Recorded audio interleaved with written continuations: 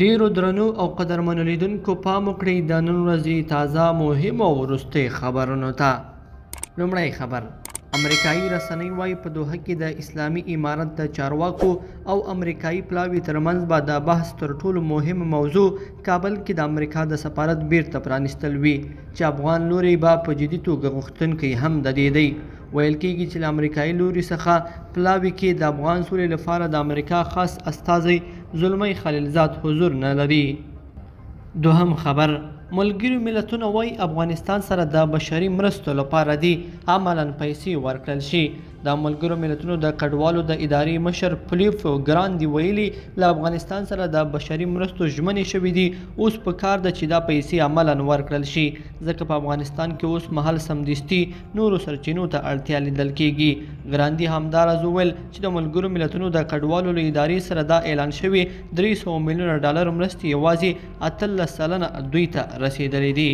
دریم خبر: په کندوز ښار کې پرونی برید چې لسګونه کسان یې مړه او ټپیان کړل، په هیواد دننه او بهر له سختو غبرګونونو سره مخامخ شو.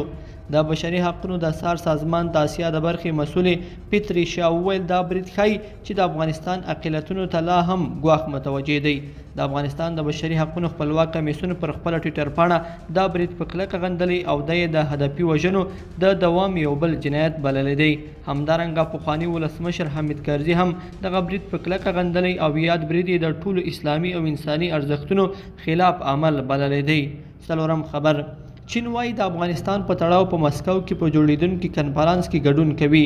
د چین د بهرنیو چارو وزارت ویان په تازه څرګندونو کې ویلي چې د افغانستان په تړاو په مسکو کې یوه غونډه جوړیدونکې ده چې دوی به هم پکې د ګډون بلنه ورکړل شوې ده. سرچینه وایي چې بیجینګ په دې غونډه کې د ګډون کوي. د چین د بهرنیو چارو وزارت ویان دغه راز ویلي چې د افغانستان د ثبات لپاره په ټولو نړیوالو جوړیدونکو کنفرانسونو کې ګډون کوي. پنځم خبر: په هند کې د بند پاتې افغانانو د رالېږدولو بهیر پیل شوی دی.